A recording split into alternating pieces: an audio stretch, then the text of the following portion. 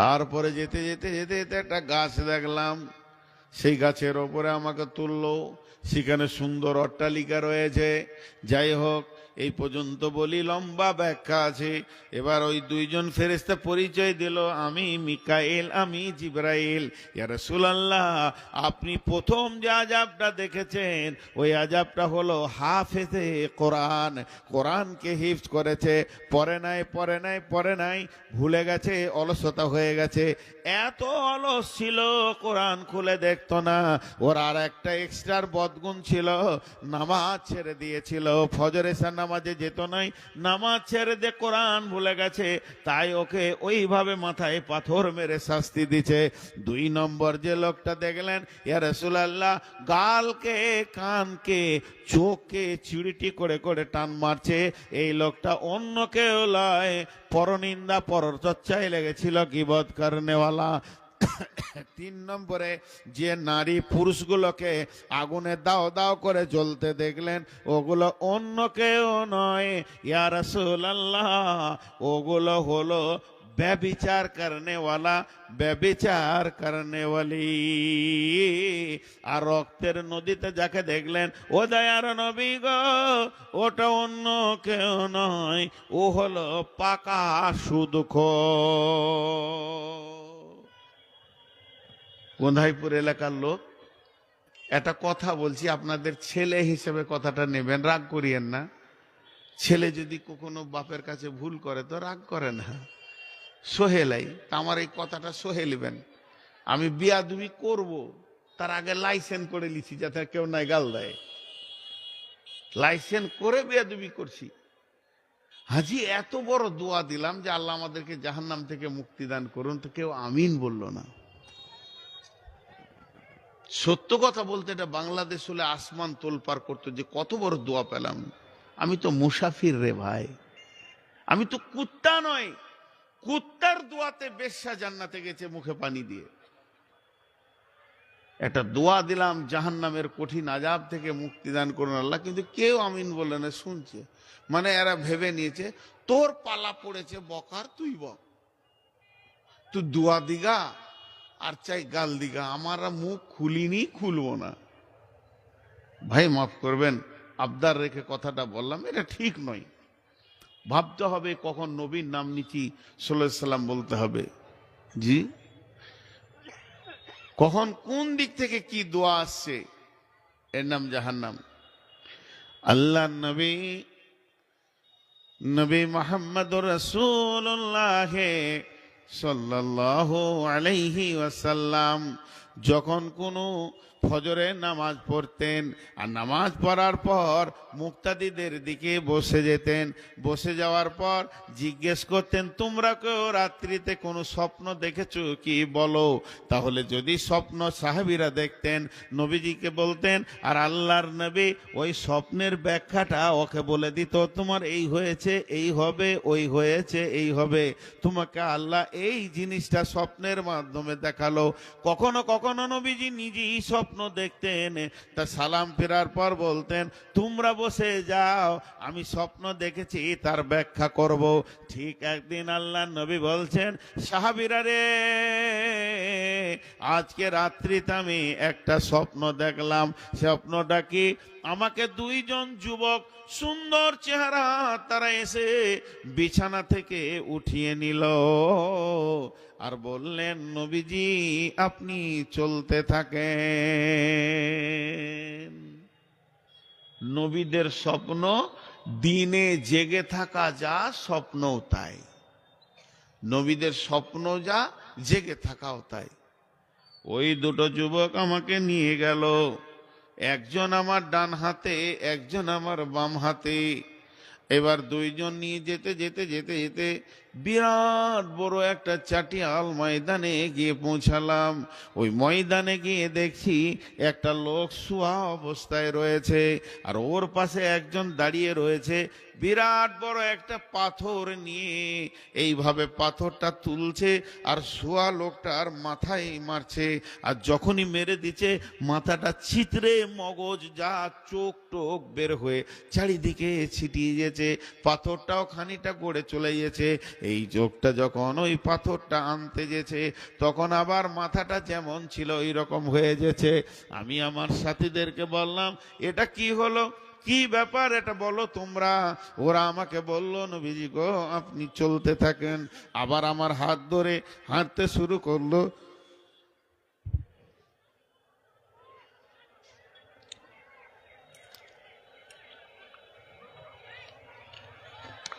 আবার আমার হাতটা ধরে হাঁটতে শুরু করলো, আমিও হাঁটতে শুরু করলাম। যেতে যেতে যেতে যেতে দেখি ওই ময়দানে একটা লোক বসে আছে, ওর দুই হাতে দুটার লোহার আকুরসি আছে, এইভাবে গালে ভরছে, চাটতে চেনতে টানতে টানতে গর্দন পর্যন্ত আনছে। কেউ বলে আবার নাকে ভরে, চোখে ভরে, এইভাবে চিরুটি করছে, যেমন কার আবার তেমনি হয়ে গেছে। তারপর আমি বললাম, লোকটাকে। ওরা বলল, হুজুর আপনি আরো চলতে থাকেন। ওই ময়দানে চলতে চলতে আমি দেখলাম একটা গর্ত, তুন্দুরির মতো, মুখটা ছোট, ভিতরটা বড় গর্ত। আর ওই দুটা গর্তে দাও দাও দাও দাও করে আগুন জ্বলছে। একটাতে পুরুষ রয়েছে আর একটাতে মহিলা রয়েছে, কিন্তু এদের শরীরে কোনো কাপড় নাই। আর পোকা যেমন বুজবুজ বুজবুজ করে, মানুষগুলো ওপর দিকে বুজবুজ করে চলে আসছে, আর ওদের মাথায় পাথর মেরে নিচে করে দিছে। আমি বললাম, এরা কারা? আমার সাথী বলল, হুজুর আরো চলতে থাকেন। যেতে যেতে একটা নদীতে গিয়ে পৌঁছালাম। নদীর বাঁধে আমাকে ওরা তুললো। তো নদীটা দেখছি গরম রক্ত পুঁজ বইছে, নদীতে কোনো পানি নাই, রক্তের নদী।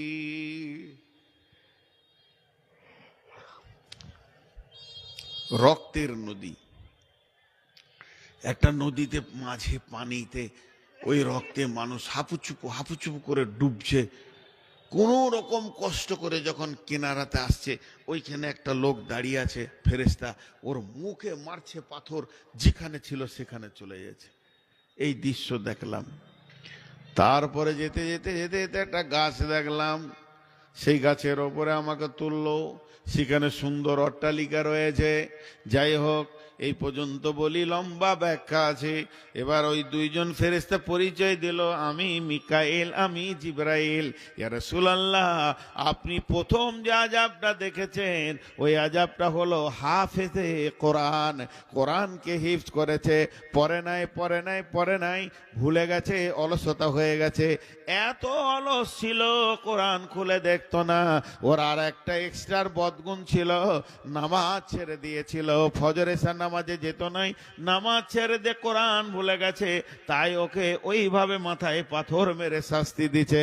দুই নম্বর যে লোকটা দেখলেন, ইয়া রাসূলুল্লাহ, গালকে, কানকে, চোখকে চিড়িটি করে করে টান মারছে।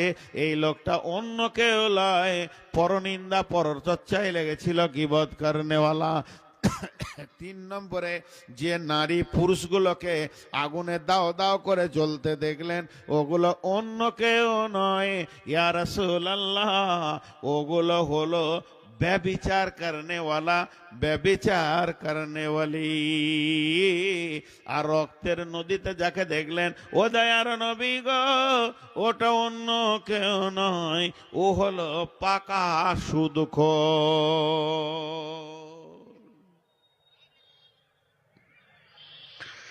জাহান্নামে এক একটা আযাবের এক একটা স্তর আছে। বেহেশতের শান্তি, দোজকের আযাব একটা বই আছে। ওই বইয়ে পেয়েছিলাম যে যারা মদ খায় পৃথিবীতে, যারা পৃথিবীতে মদ খায়, শরাব খায়, ওদেরকে জাহান্নামে বেশ্যা মেয়েদের পেশাবের রাস্তাতে আগুনে পুড়ে একটা পচা দুর্গন্ধ শ্রাব বের হবে, ওইটা জাহান্নামে খাওয়ানো হবে, মাতালদেরকে খাওয়ানো হবে। এইভাবে অনেক জিনিস দেওয়া আছে। ভাই, জাহান্নাম বড় কঠিন জায়গা। আল্লাহ আমাদের সকলকে জাহান্নাম থেকে মুক্তি দান করুন। আল্লাহ আমাদের মাফ করে দেন। আল্লাহ, আমরা গুনাহগার, তুমি মাফ করে দাও। তোমার কাছে বিচার চাই না, দয়া চাই, তুমি দয়া করো। এর নাম জাহান্নাম ভাই, এর নাম জাহান্নাম। তো জাহান্নাম থেকে লোক বের হবে, কিছু লোককে আল্লাহ জাহান্নাম থেকে বের করবেন। যাদের গুনাহ যে পরিমাণে ওই পরিমাণে জাহান্নামে থেকেছে তারপরে বের করবে। জাহান্নামে একটা লোক চিৎকার করবে, 4 শ্রেণীর লোক চিৎকার করবে, আর একটা লোক চিৎকার করবে আল্লাহর নাম ধরে ডাকবে, ইয়া হান্নান ইয়া মান্নান, আর্তনাদ করে ডাকবে, বুক ফাটা আওয়াজে ডাকবে, ইয়া হান্নান ইয়া মান্নান। আল্লাহ বলবে জিবরাইল খবরটা নিয়ে এসো। কেউ কোথা আছে জাহান্নামের খুঁজো, কোন প্রান্ত আছে খুঁজো। জিবরাইল গোটা জাহান্নামটাকে উল্টা পাল্টি করবে, লোকটাকে খুঁজে পাবে না, আওয়াজটা শুনতে পাবে। এসে বলবে আল্লাহ আওয়াজ শুনেছি কিন্তু ওকে পেয়েছি না। আল্লাহ তখন বলবে জিবরাইল জিবরাইল ও তোমার নাম ধরে ডাকেনি, আমার নাম ধরে ডেকেছে। আর আমার এমন একটা নাম ধরে ডেকেছে যে আমার হৃদয়কে কাঁপিয়ে দিয়েছে, আমার মনকে কেড়ে নিয়েছে। জিবরাইলে তুমি জাহান্নামের একবারে নিচে চলে যাও, ওখানে একটা বড় পাথরের নিচে লোকটা পড়ে গেছে। জিবরাইল আমিন ওখানে যখন যাবে, পাথরটাকে যখন সরাবে তখন দেখবে লোকটা উবুর হয়ে পড়ে আছে, আর ওই অবস্থায় বলছে ইয়া হান্নান ইয়া মান্নান। জিবরাইল ওর মাথার চুলটা ধরে এরকম তুলবে, সাপ বিছু গায়ে যা লেগেছিল নিচে পড়ে যাবে। ওকে বলবে রে আল্লাহর গোলাম তুমি কি বলতে চেয়েছো বলো, এত চিৎকার করে রবকে ডেকেছো। বলবে রে জিবরাইল আমি তোমাকে কিছু বলবো না, আমাকে আমার রবের কাছে তুমি করে দাও। আমি যার নাম ধরে ডাকছি তার কাছে আমাকে পৌঁছিয়ে দাও। আল্লাহর কাছে পৌঁছিয়ে দেবে, আল্লাহ ওই লোকটাকে মাফ করবেন, ক্ষমা করবেন। এইভাবে জাহান্নাম থেকে অনেক লোক বের হবে। আল্লাহ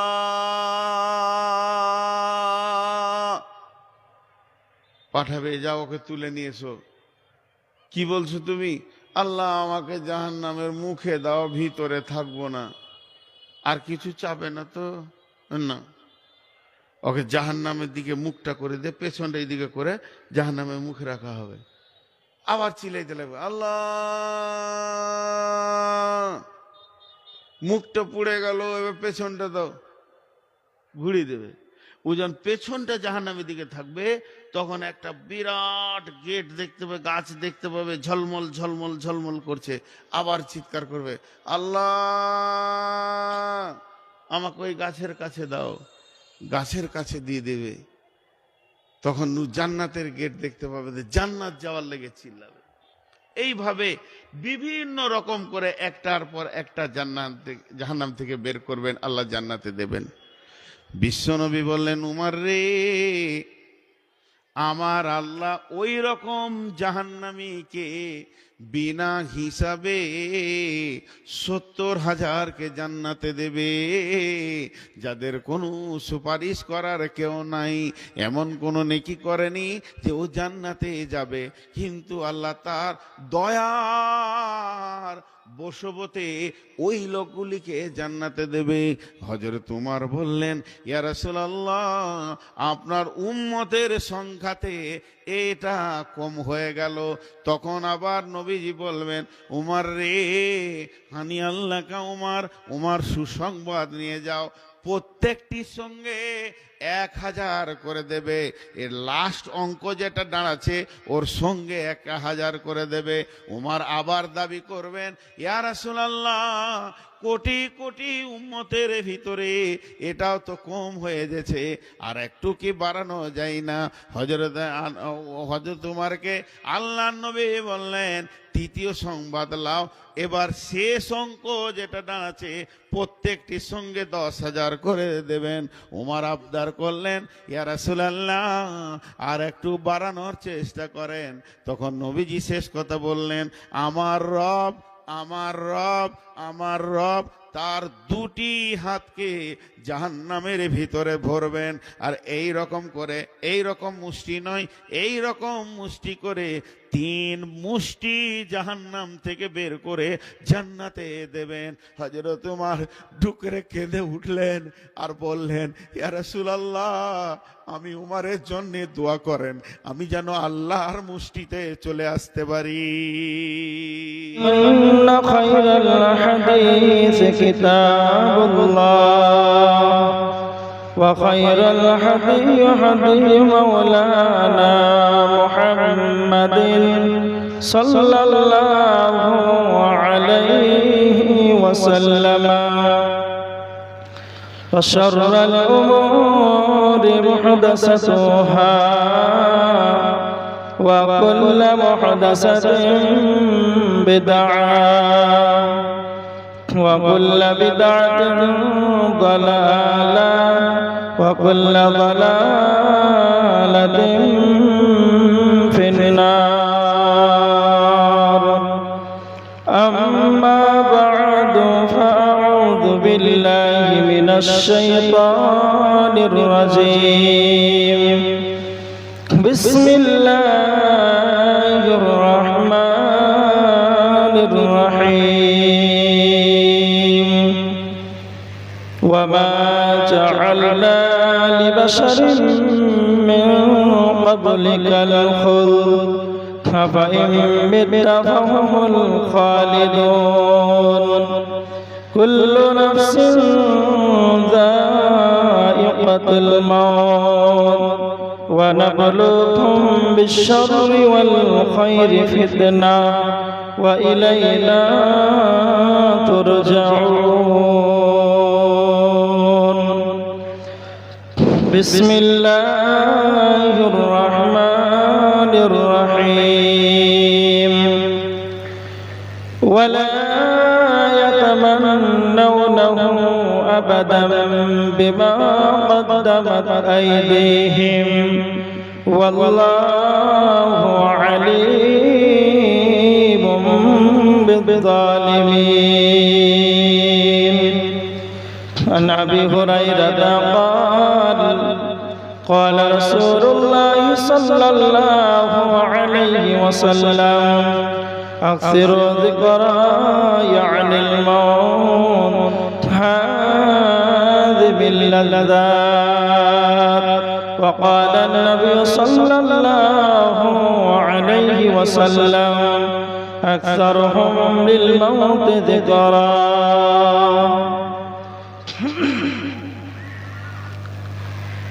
সম্মানিত শ্রদ্ধেয় সুযোগ আজকের সভার সভাপতি মহাশয়, স্টেজে উপস্থিত অন্যান্য ওলামায়ে কেরাম, সামনে উপস্থিত দিনদার ইমানদার পরেশগার মুসল্লিন ইকরাম, সমস্ত তারিফ আল্লাহ সুবহানাহু ওয়া তাআলা। তিনি প্রশংসার দাবিদার, তিনি আমাদের প্রশংসার দাবি রাখেন। তিনি হায়াত মওতের মালিক, তার প্রশংসা করে আমরা শেষ করতে পারবো না। সেই মহান মুনিমের দেওয়া একটি ছোট্ট লাফজে দ্বারাই আমরা সকলেই আল্লাহর শুকরিয়া আদায় করি। সবাই বলেন আলহামদুলিল্লাহ।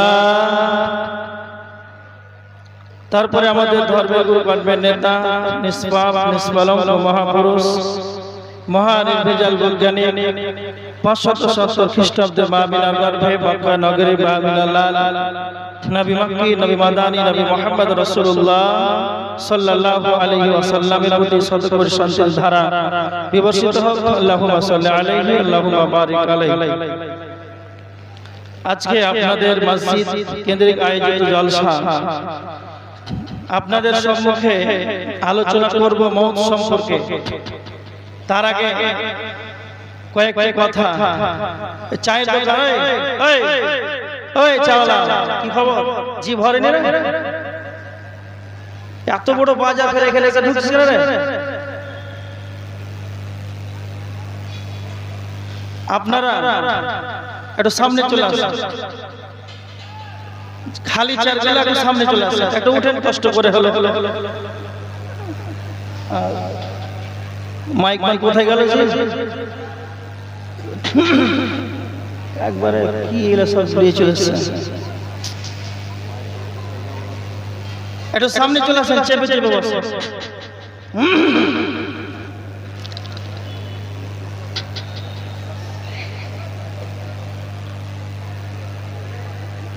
যারা পিছনে আছেন একটু আল্লাহ রাস্তায় সামনে চলে আসেন।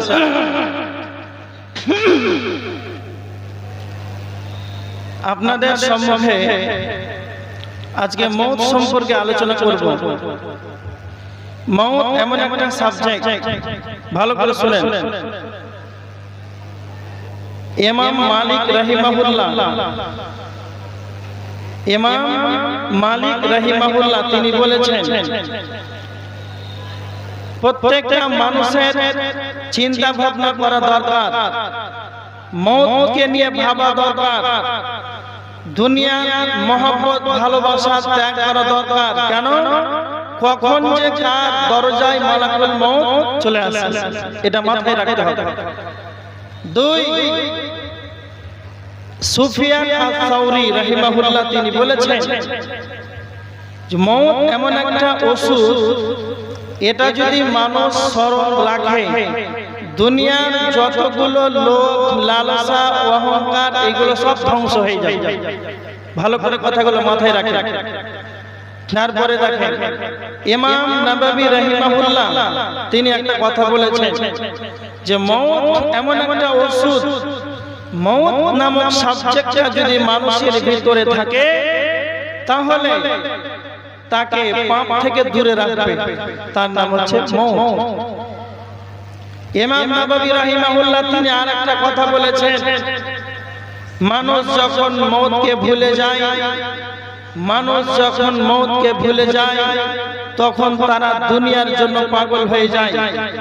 যেমন এই আজকে এত সুন্দর জালসা মসজিদ কেন্দ্রিক আয়োজিত সভা, এখানে আলেম ওলামা কোরআন হাদিস থেকে আলোচনা চলছে করছে, আর বাজারে বেহায়া যুবক নারী পুরুষ অবাধ ভাবে ঘোরাফেরা করছে। কারণ এরা মওত এদের মাথায় কাজ করে না।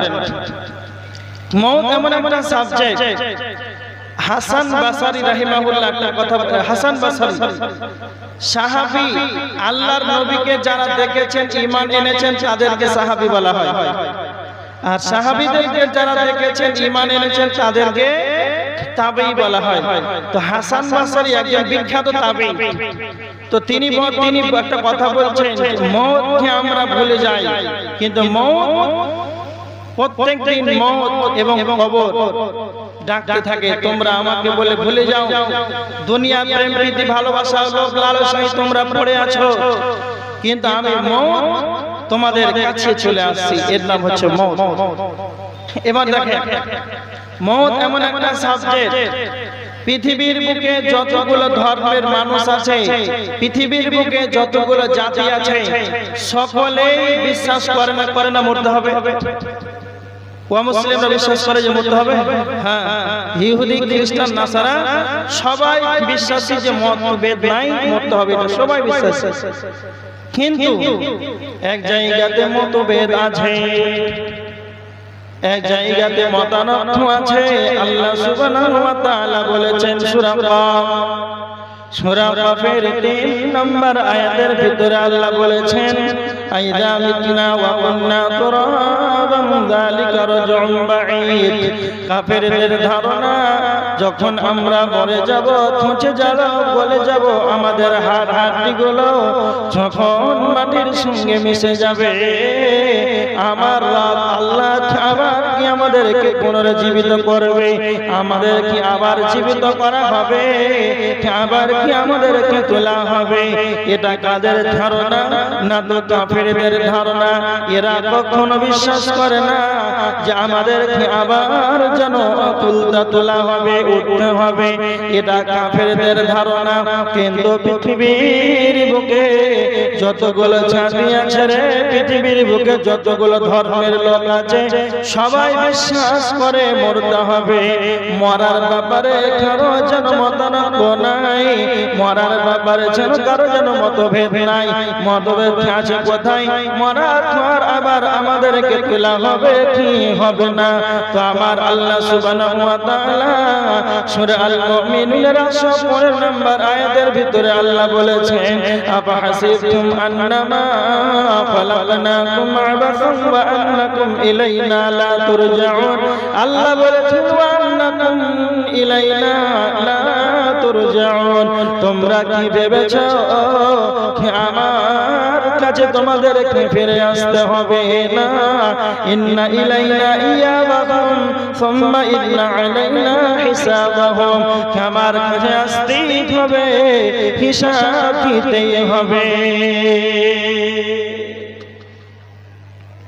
যারা ঈমানদার এরা সব সময় এদের বিশ্বাস থাকবে যে মরার পর আমাদেরকে উঠতে হবে। আর যারা এই ধারণা করবে, খারাপ মন্তব্য করবে যে আমাদেরকে আর উঠা হবে না, এটা কাফেরদের চরিত্র। এবার দেখেন এটা কথা আপনাকে বলি,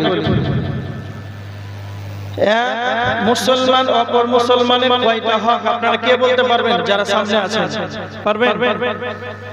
পারবেন? যারা না, মুসলিম শরীফের হাদিস 5544 নম্বর হাদিস, আল্লাহ রাসূল বলেছেন, হাকুল মুসলিমি আলাল মুসলিমি সিত্তুন। এক মুসলমান অপর মুসলমানের 6টা হক। তার ভিতরে একটা হলো ওয়াইদা মাতা ফাত্তাবিউ, জানাজায় অংশগ্রহণ করা। আচ্ছা আপনারা বলেন, জানাজায় অংশগ্রহণ করা এটা ফরজে আইন না ফরজে কিফায়া? কে বলতে পারবে? বলতে পারবে? ফরজে কিফায়া। আরেকটা প্রশ্ন করি, জানাজায় কেউ যদি অংশগ্রহণ করে তাহলে তাকে কয় উহুদ পাহাড় সমতুল্য নেকি দেওয়া হবে? জানা আছে?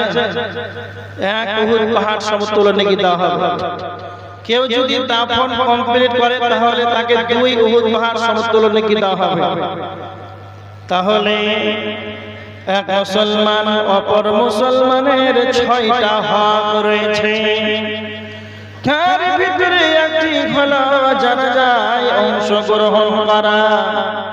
জানাজায় অংশগ্রহণ করা এটা এক মুসলমান অপর মুসলমানের একটা হক।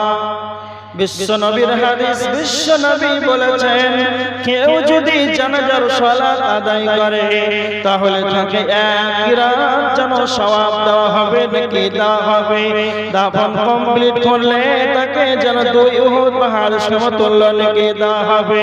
তবে আপনি জানাজাতে যাবেন, তবে আপনাকে এতটা নেকি সবের কথা বলা আছে। তার মানে বিশ্বনবী কবরস্থানে যেতে বলেছেন, তোমার কবরস্থানে যাও। তার মানে আপনি যখন একটা মৃত্যু ব্যক্তিকে দাফন দিবেন, কবর দিবেন, তার খাটটাকে সামনে রেখে জানাজার সালাত আদায় করবেন। এই জন্য একজন দার্শনিক তিনি বলেছেন, কবরস্থানটা এমন একটি জায়গা, সেইটা হলো যার শিক্ষাঙ্গন। পৃথিবীর বুকে যতগুলো স্কুল, কলেজ, ইউনিভার্সিটি আছে, বিদ্যালয় আছে, এইগুলো হলো শিক্ষা নেওয়ার জায়গা। আর কবরস্থানটাও অনুরোধের মতোই যেন শিক্ষালয়, কবরস্থানটাও যেন একটা শিক্ষাঙ্গন। কেমন? যেমন মানুষ কবরস্থানে গিয়ে কেমন করে শিক্ষা নেবে, তো দার্শনিক বলেছেন কবরস্থানে কারা শিক্ষা নেবে? তারাই নেবে যাদের ভিতরে, যাদের বিবেক আছে, মানুষত্বের জ্ঞান আছে, চেতনা আছে, উদ্দীপনা জ্ঞান আছে। যারা কবরস্থানে, যাদের মানুষত্বের জ্ঞান আছে, তারা যেন কবরস্থানে গিয়ে যেন তারা শিক্ষা নেবে। কেমন শিক্ষা নেবে? আপনার বন্ধু আব্দুল্লাহ মাত্র 7 ঘন্টা হয়ে গেল তার হাতে নাই, সেই যেন মারা গিয়েছে। তাকে সুন্দর করে বরের পাতা ফুলের পাতা দিয়ে গরম পানি করে নিজ হস্তে নিজ হাতে তাকে একবারে সুন্দর করে উজু করিয়ে গোসল দিয়ে দিলেন। মসজিদ থেকে জানাজার খাটটাকে নিয়ে আসলেন, নিজে কাফনটাকে পরালেন। কাফনটাকে পরানোর পর একবারে জানাজার খাটিয়াতে রেখে দিলেন, নিজে কাঁধে বহন করে কবরস্থানে নিয়ে গেলেন। আর এইরকম ভাবে নিজের কাঁধে জানাজার খাটটাকে কাঁধে বহন করে সামনে রেখে যেন জানাজার সালাত আরম্ভ করে দিলেন। তারপরে যখন তাকে 3 মুষ্টি মাটি দিয়ে দিলেন, যদি কালে আপনার মানুষত্বর জ্ঞান থাকে, যদি আপনার